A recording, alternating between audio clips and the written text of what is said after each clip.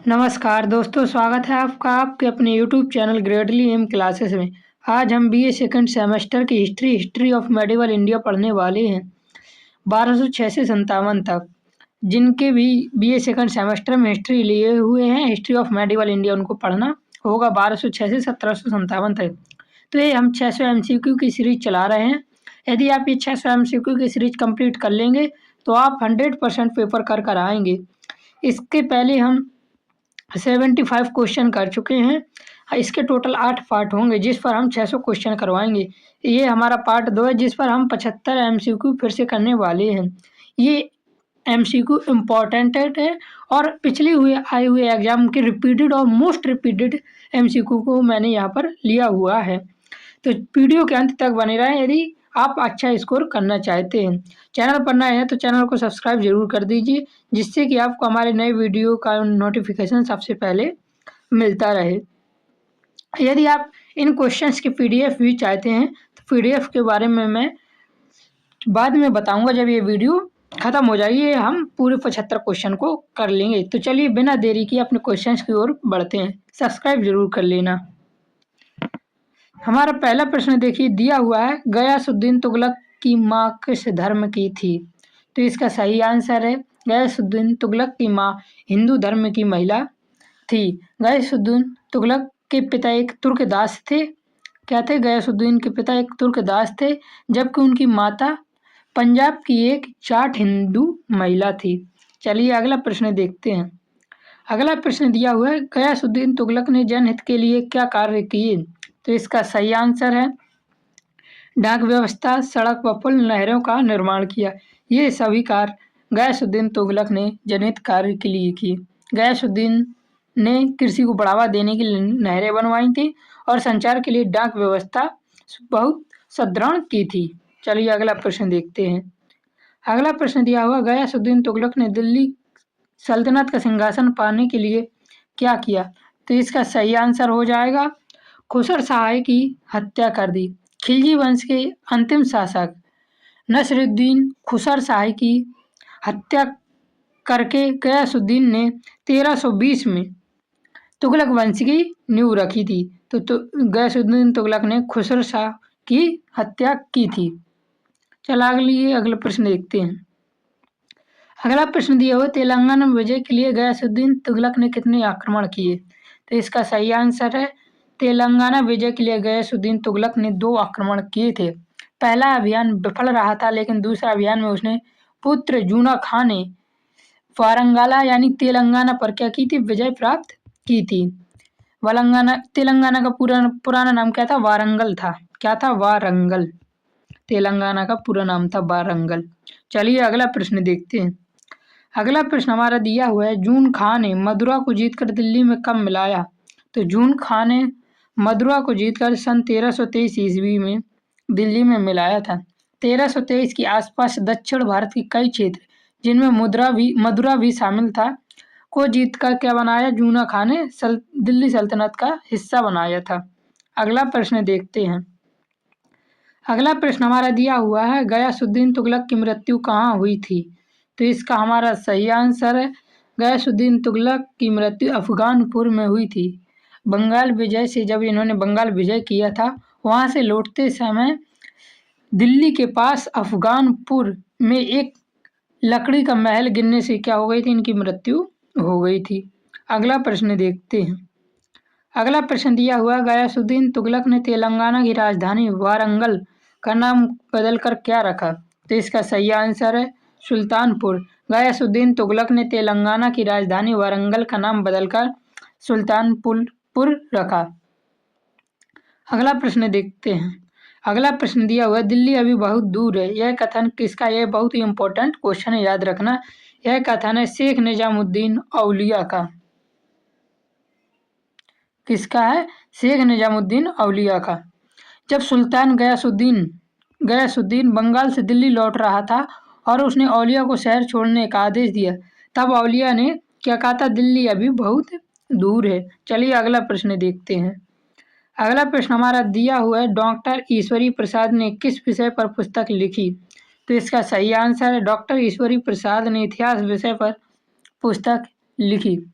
Doctor ईसवी प्रसाद एक प्रसिद्ध भारतीय इतिहासकार थे जिन्होंने मध्यकालीन भारत का क्या किया था, महत्वपूर्ण शोध किए थे। अगला प्रश्न देखते हैं, किसकी हत्या करके गयासुद्दीन तुगलक ने तुगलक वंश की स्थापना की? तो इसका सही आंसर है खुसराव खां। खुसराव खां, उसने इस्लाम के शत्रु का नारा देकर खुसराव खां को पराजित किया और क्या किया था, मार डाला था।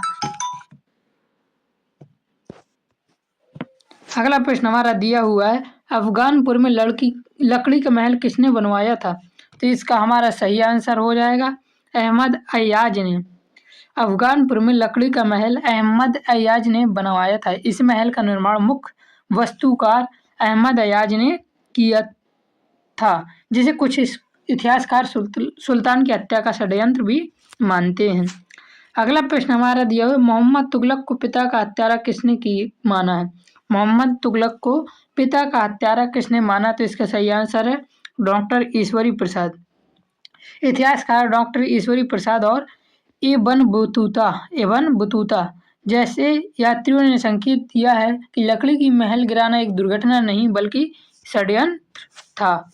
अगला प्रश्न हमारा देखिए दिया हुआ, बंगाल अभियान के बाद गयासुद्दीन तुगलक किस स्थान पर ठहरा था? तो इसका सही आंसर है बंगाल अभियान के बाद गयासुद्दीन तुगलक अफगानपुर पर ठहरा था। दिल्ली में प्रवेश करने से पहले सुल्तान के स्वागत के लिए अफगानपुर में पड़ाव डाला था। अगला प्रश्न देखिए, अगला प्रश्न दिया हुआ, केंद्रीय अथवा मध्यवर्ती नीति के तहत शासन किस सुल्तान ने किया? केंद्रीय अथवा मध्यवर्ती नीति के तहत शासन किस सुल्तान ने किया? इसका हमारा सही आंसर हो जाएगा गयासुद्दीन तुगलक ने। गयासुद्दीन अलाउद्दीन की कठोरता और मुबारक खिलजी की उदारता के बीच का रास्ता अपनाया, जिसे मध्यम मार्ग कहा जाता है। अगला प्रश्न देखते हैं, सिंचाई हेतु नहर निर्माण कराने वाला प्रथम शासक था? इसका हमारा सही आंसर हो जाएगा गयासुद्दीन तुगलक।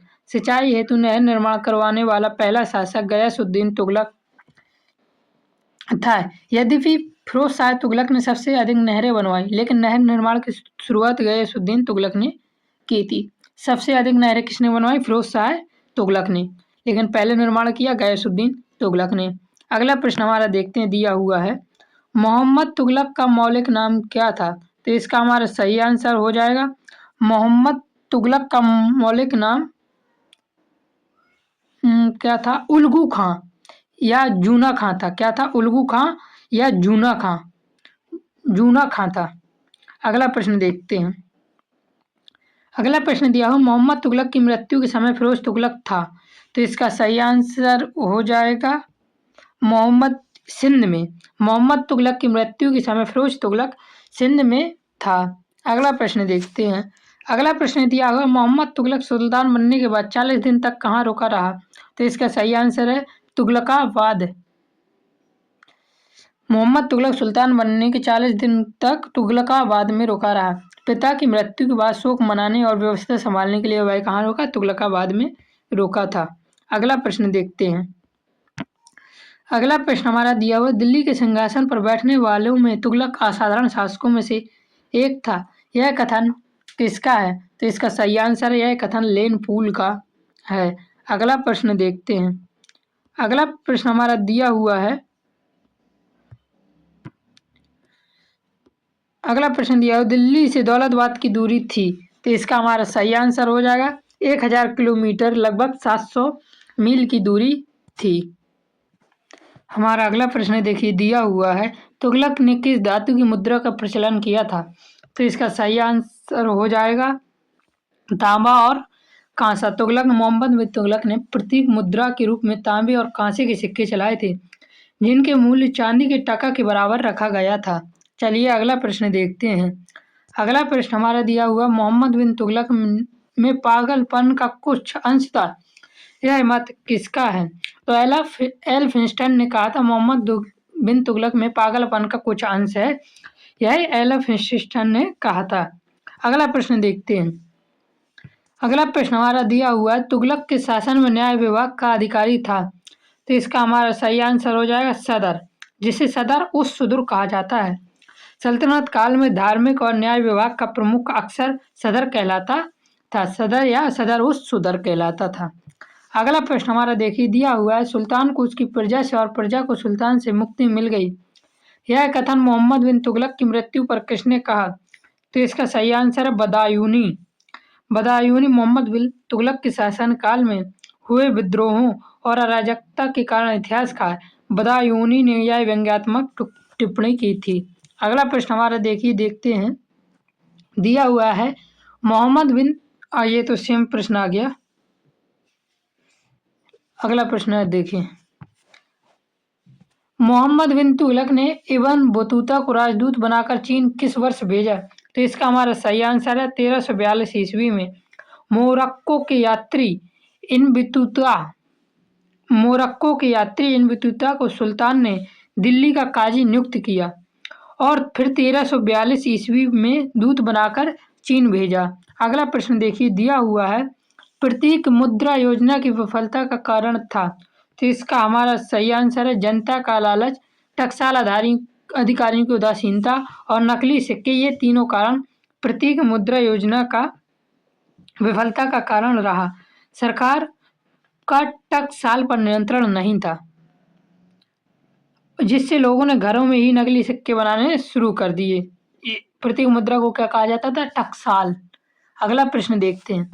अगला प्रश्न हमारा दिया हुआ है, दोआब में कर वृद्धि का परिणाम क्या हुआ?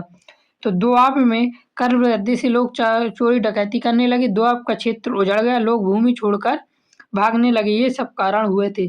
सुल्तान ने दोआब में कर तब बढ़ाया जब वहां अकाल पड़ा था, जिससे किसानों ने खेती छोड़ दी, लोग चोरी डकैती करने लगे और इस वजह से दोआब का क्षेत्र उजड़ गया।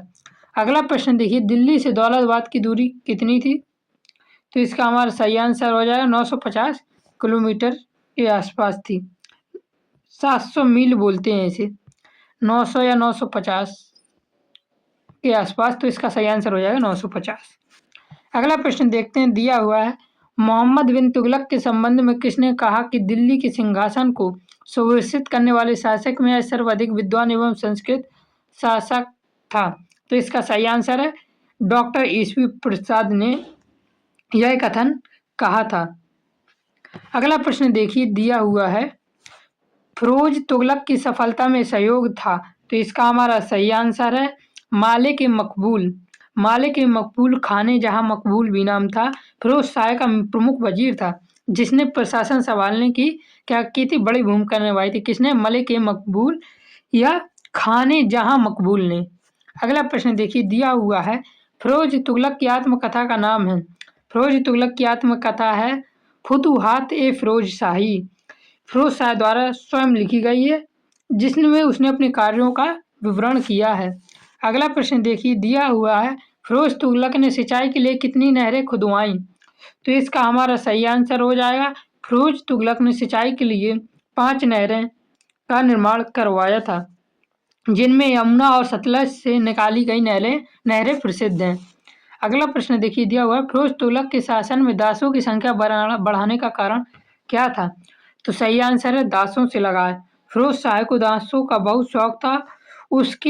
उसने उसके लिए अलग अलग विभाग दीवाने बंदगान बनाया था। अगला प्रश्न हमारा देखिए, दिया हुआ है फिरोज तुगलक सर्वाधिक धर्मांध सुल्तान था। यह कथन किसका? यह कथन है डॉक्टर आर सी मजूमदार का है।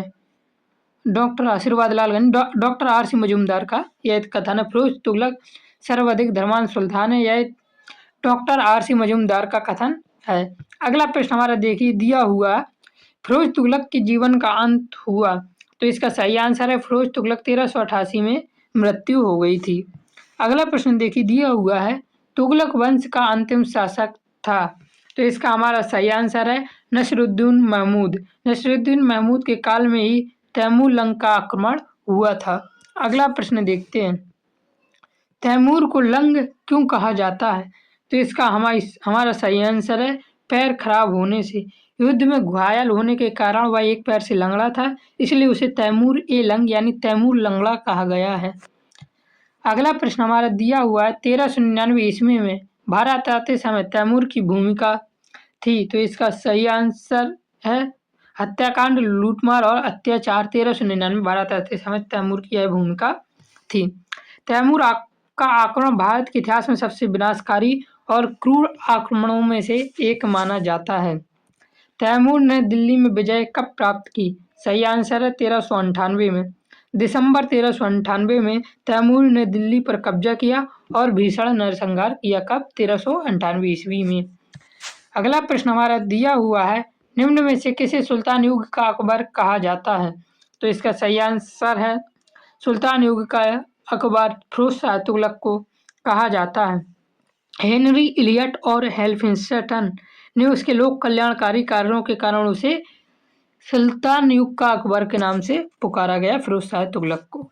अगला प्रश्न दिया हुआ है, फिरोज शाह का दासों के प्रति प्रेम का कारण था? सही आंसर इसका हो जाएगा उन्हें शिक्षित बनाना, उन्हें इस्लाम में दीक्षित करना, उनसे सेवा कराना, उपयुक्त सभी। अगला प्रश्न देखिए, अगला प्रश्न दिया हुआ है, फिरोज शाह ने कितने करों को समाप्त कर दिया था? तो फिरोज शाह ने 24 करों को समाप्त किया था। उसने शरीयत के विरुद्ध लगभग 24 कष्टदायक करों जैसे अबवाब को खत्म कर केवल 4 कर खुराज, कौन कौन से 4 कर बचाए थे? खुराज, खम्स, जजिया और जकात कर रखे थे। 24 करों को समाप्त कर दिया था।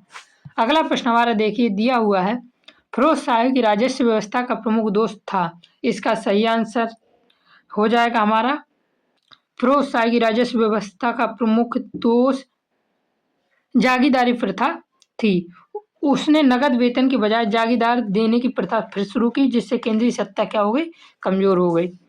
अगला प्रश्न हमारा दिया कि सुल्तान ने राज्य की आमदनी का ब्यौरा तैयार करवाया था?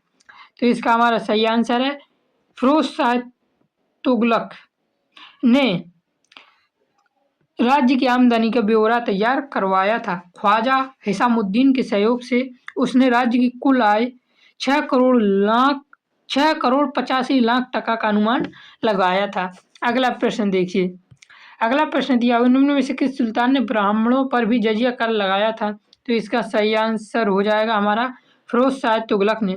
फिरोज शाह पहला सुल्तान था जिसने ब्राह्मणों को जजिया से मुक्त नहीं रखा। अगला प्रश्न देखिए, फिरोज शाह की आत्मकथा का नाम था?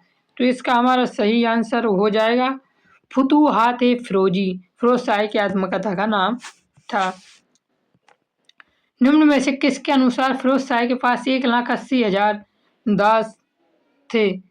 इसका हमारा सही आंसर हो जाएगा किसके अनुसार?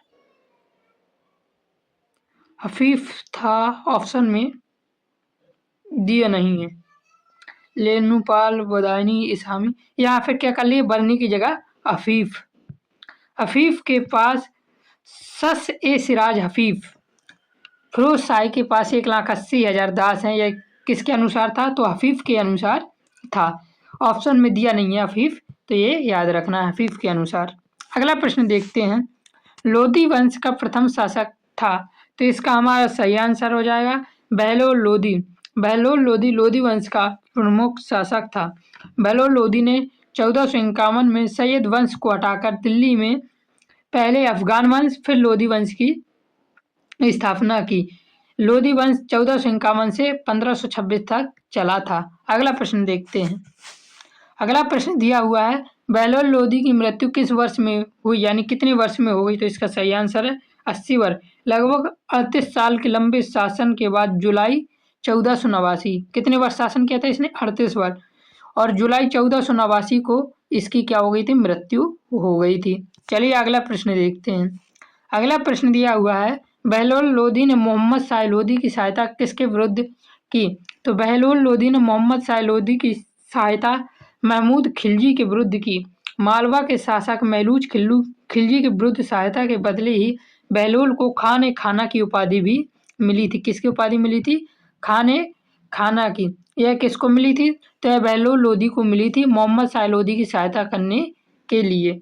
किसके विरुद्ध सहायता करने के लिए? तो महमूद खिलजी के विरुद्ध सहायता करने के लिए। अगला प्रश्न देखते हैं, बहलोल लोधी के सिक्के को कहा जाता था? तो इसका हमारा सही आंसर हो जाएगा बहलोल लोधी के सिक्के को बहलोली कहा जाता था। यह सिक्का अकबर के समय तक उत्तर भारत के विनिमय का मुख्य साधन रहा है। अगला प्रश्न देखिए, दिया हुआ है, बहलोल लोधी की धार्मिक नीति थी? तो बहलोल लोधी की धार्मिक नीति उदार थी। वह एक कट्टर मुसलमान होने के बजाय एक व्यवहारिक अफगान नेता था। अगला प्रश्न देखिए, पहला लोधी अपने सरदारों को किस नाम से पुकारता था? तो इसका सही आंसर है मसंद ए आली नाम से। वह सरदारों को अपने बराबर मानता था और उनके खड़े रहने पर भी स्वयं खड़ा रहता था, इतना उदार था बहलोल लोधी। अगला प्रश्न देखिए, दिया हुआ है, लोधी वंश ने भारत पर कितने वर्ष शासन किया? लोधी वंश ने भारत पर 75 वर्ष शासन किया। कब से? 1451 से लेके 1526 तक। पानीपत के प्रथम युद्ध तक कुल 75 वर्ष। अगला प्रश्न देखिए, अफगान सरदारों के प्रति बहलोल लोधी की नीति कैसी थी? तो इसका सही आंसर है समानता की और तुष्टीकरण की नीति थी। अगला प्रश्न हमारा दिया हुआ है, लोधी शासकों में सर्वाधिक सफल सुल्तान कौन था? लोधी शासकों में सर्वाधिक सफल सुल्तान था सिकंदर लोधी। सिकंदर लोधी ने साम्राज्य का विस्तार किया और प्रशासन को बहुत मजबूत बनाया। चलिए अगला प्रश्न देखते हैं। अगला प्रश्न दिया हुआ है, बहलोल लोधी का धार्मिक दृष्टिकोण कैसा था? तो इसका सही आंसर है उदार। बहलोल लोधी का धार्मिक दृष्टिकोण उदार था। अन्य सुल्तानों की तुलना में बहलोल लोधी हिंदू और सरदारों के प्रति सहिष्णु था, ऐसा है। अगला प्रश्न देखिए, दिया हुआ है, दिल्ली सल्तनत में सर्वाधिक समय तक शासन किसने किया? तो इसका सही आंसर है बहलोल लोधी ने। बहलोल लोधी ने 38 वर्षों यानी 1451 से 1489 तक शासन किया था। अगला प्रश्न देखते हैं, दिया हुआ है, बहलोल लोधी ने जौनपुर को दिल्ली सल्तनत में किस वर्ष मिलाया? तो बहलोल लोधी ने जौनपुर को 1484 ईस्वी में दिल्ली सल्तनत में मिलाया। जौनपुर के सरकी शासक कौन था? सरकी शासक हुसैन शाह। किसको? हुसैन शाह को हराकर जौनपुर पर विलय किया गया। अगला प्रश्न देखते हैं। अगला प्रश्न दिया हुआ, सिंहासन पर बैठकर सिकंदर लोधी ने सर्वप्रथम क्या किया? सिंहासन पर बैठकर सिकंदर लोधी ने सर्वप्रथम विद्रोहियों का दमन कर दिया। उसने अपने भाई बरबरक शाह और अन्य विरोधी सरदारों को नियंत्रित किया था। अगला प्रश्न दिया हुआ है, आगरा की स्थापना 1504 ईस्वी में किस सुल्तान ने की? तो इसका सही आंसर है 1504 ईस्वी में आगरा की स्थापना सिकंदर लोधी ने की। राजस्थानों के शासकों पर नियंत्रण रखने के उद्देश्य से उसने आगरा नगर बसाया था। अगला प्रश्न देखिए, दिया हुआ है, सिकंदर लोधी ने धार्मिकता किस प्रकार प्रदर्शित की? तो इसका सही आंसर है सिकंदर लोधी ने धार्मिकता, मूर्तियों को तोड़ना, मूर्तियों का खंडन और मस्जिदों का निर्माण कर अपनी धार्मिकता यानी मुस्लिम धार्मिकता का प्रकार प्रदर्शित किया था। अगला प्रश्न दिया हुआ है, सिकंदर लोधी की मृत्यु कब हुई? तो इसका सही आंसर है 21 नवंबर 1517 ईस्वी में सिकंदर लोधी की गले की बीमारी के कारण मृत्यु हो गई।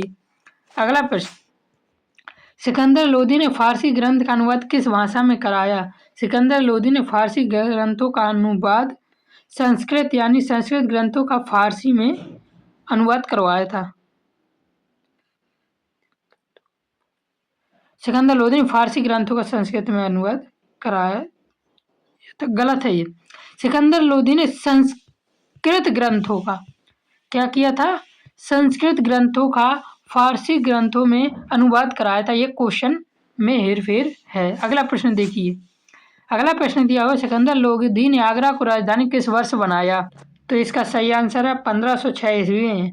सिकंदर लोधी ने आगरा को राजधानी 1506 ईस्वी में बनाया था।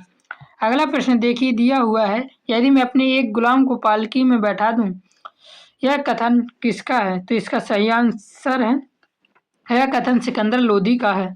चलिए अगला प्रश्न देखते हैं। अगला प्रश्न दिया हुआ है, गुलरुखी उपनाम से कौन सुल्तान कविताएं लिखता था? इसका सही आंसर है सिकंदर लोधी। वह फारसी भाषा का विद्वान था और गुलरुखी उपनाम से कविताएं लिखता था। अगला प्रश्न दिया हुआ है, गजे सिकंदरी कितने इंच का होता था? गजे सिकंदरी 30 इंच का होता था। भूमि मापने के लिए उसने 30 इंच का एक पैमाना रखा जिसे गज ए सिकंदरी कहा जाता है। अगला प्रश्न देखिए, दिया हुआ है, आयुर्वेद ग्रंथों का फारसी में अनुवाद किस नाम से जाना जाता है? आयुर्वेद ग्रंथों का फारसी में अनुवाद फरंग ए सिकंदरी नाम से जाना जाता है। अगला प्रश्न देखिए। अगला प्रश्न दिया हुआ है, सिकंदर लोधी का देहांत कब हुआ था? तो इसका सही आंसर हो गया हमारा 21 नवंबर 1570 में सिकंदर लोदी का देहांत हुआ था। अगला प्रश्न देखिए दिया हुआ है, सिकंदर लोदी ने संस्कृत ग्रंथों का फारसी में अनुवाद किससे कराया? तो इसका सही आंसर हो जाएगा लज्जत ए सिकंदर शाही। किससे करवाया था? लज्जत ए सिकंदर शाही, जो कि हमारे ऑप्शन में नहीं है। लज्जत ए सिकंदर शाही, तो ये याद रखना। इसमें ऑप्शन मैं जब पीडीएफ दूंगा तो वहां पर ये सही कर दूंगा। संगीत का प्रसिद्ध ग्रंथ किससे कराया?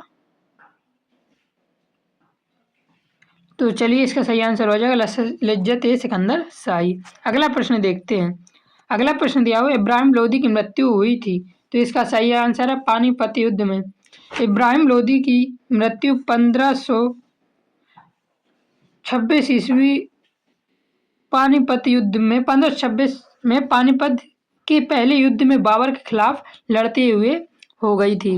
अगला प्रश्न देखिए दिया हुआ है, इब्राहिम लोदी की असफलता के कारण थे, तो इसका सही आंसर है संकालू स्वभाव, हठी स्वभाव और अक्षम सैनिक के कारण इब्राहिम लोदी असफल हुआ।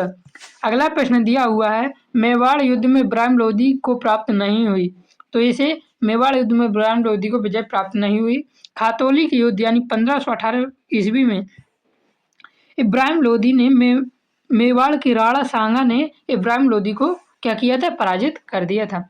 इस प्रकार मैंने आपके 75 क्वेश्चन करवा दिए हैं। कुछ क्वेश्चन में थोड़ी त्रुटि थी, जिन त्रुटि को मैं अपने पीडीएफ पर सही कर दूंगा। आपको पीडीएफ यदि चाहिए तो आपको हमारे यूट्यूब के बायो पर जाना होगा। बायो पर आपको टेलीग्राम का लिंक मिलेगा, उस टेलीग्राम के लिंक पर क्लिक करना होगा। आपको उसके लिए पीडीएफ पाने के लिए 9 रुपये का पेमेंट करना होगा। कल मैंने 19 रुपये बोल दिया था गलती से, तो 9 रुपये का पेमेंट करना होगा। 9 रुपये पर आपको सारे पीडीएफ का एक्सेस मिल जाएगा। 9 रुपये पर हमारे चैनल पर आने वाली सभी वीडियो के पीडीएफ आपको मिलेंगे। कोई भी वीडियो का पीडीएफ के लिए फिर आपको बाद में कोई रुपया नहीं लगेगा, जिसकी वैलिडिटी आपकी अनलिमिटेड टाइम रहेगी जब तक हम रहेंगे। तो इस प्रकार हमने 75 क्वेश्चन कर दिए। यदि वीडियो अच्छी लगी है तो वीडियो को लाइक जरूर करें। त्रुटियों के लिए मैं माफ़ी चाहूँगा, वो त्रुटि मैं आपको पीडीएफ पर सुधार कर दे दूँगा। तो जय हिंद, जय भारत। चैनल को सब्सक्राइब जरूर करें।